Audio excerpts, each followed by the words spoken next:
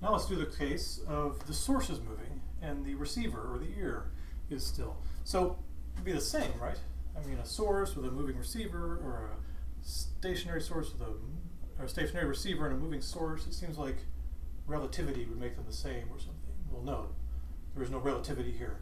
So the wave moves in the air and the air is stationary. So there is a special frame in that sense. So that actually makes it different if the source is moving or if the receiver is moving. And if you don't believe me, watch this. All right. So here's what we're going to do. We have a source. And the source, no matter how fast it's moving, it makes a sound by vibrating a little diaphragm to shake the air. So it does have an honest-to-God F naught. Okay, that is the frequency of the wave. Okay, that it's creating. That's the frequency that it's oscillating. But now, therefore, it has a period also between the cycles of it moving forward. But it's moving at Vs. Okay. If you were to just watch it, this thing's vibrating at F naught. And even if it's moving and you watch it, it's vibrating at F naught. But let's think about the wave that it makes. Before it was moving, it's just going to make a wave like this, nice and happy. But think, what happens if it's moving?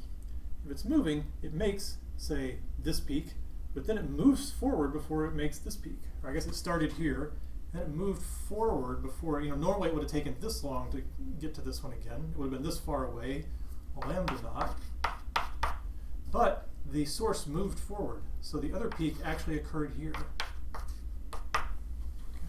So the forward motion of the source shortens the wavelength. Let me write that down. So motion, so we'll relabel it like that. Motion of source shortens the wavelength.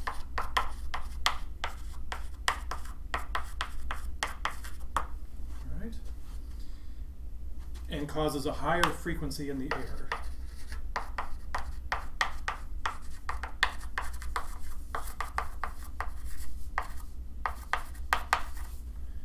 In the air. You say, how could it be at a higher frequency? This is vibrating at F naught, but the frequency of the wave in the air depends on how the air molecules move. It depends on the speed of the wave in the air. So if you're moving forward, you're piling these things up closer together. So if I receive them and they're closer together, they'll hit my receiver more often. Okay? So the moving source is the same in the sense that the frequency is going to go up, but the formula is not the same. The formula is quite different. Okay? So for no motion, you have lambda naught, F naught, and T naught. Some frequency makes some lambda naught, has some period, and you know that the velocity of sound in air is the lambda naught frequency times lambda naught. Okay? But moving source shortens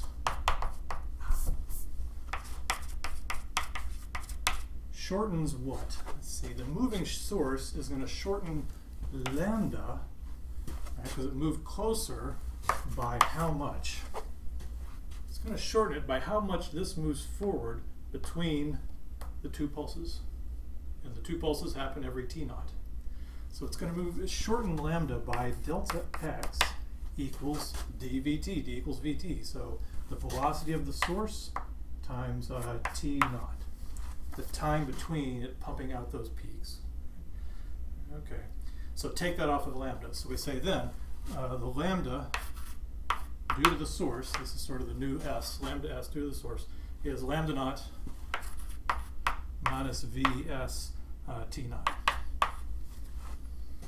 And there you go, the wavelength is shorter, therefore the frequency is higher. But of course we want to write this in a form similar to the last one, and that is generally useful for problems.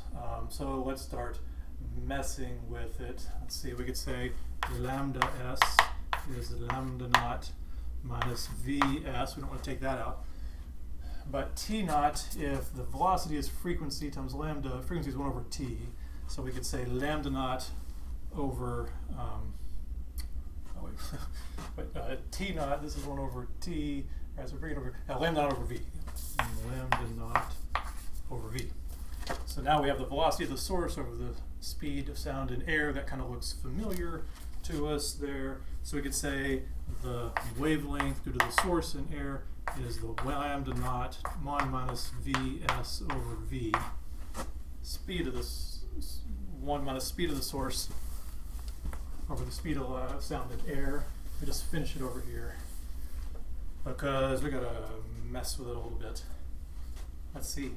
Lambdas are always velocities over frequencies. So the wavelength of in the air due to the moving source, the wavelength of the source is equal to what I just said, the velocity, the velocity of sound in air, right? So not the velocity of the source, velocity of sound in air, because that's the wave, over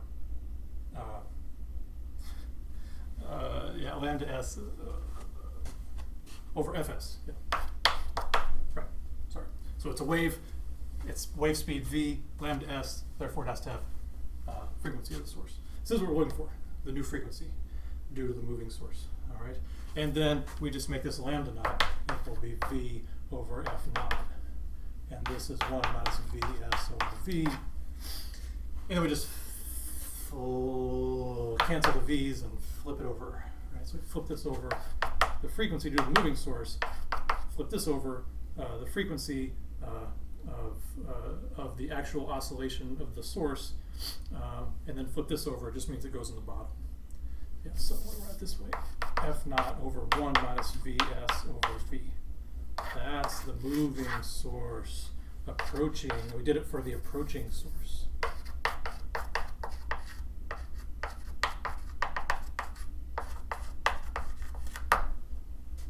You have a receiver here and a source moving towards it. You don't worry if the velocity is positive or negative. You just put in a number here. And if you do, that number will be less than that number. This will be less than 1. 1 minus a little number less than 1 is smaller than 1. F naught divided by a number smaller than 1 makes a higher frequency. So you get a higher frequency again. But those formulas are not the same thing.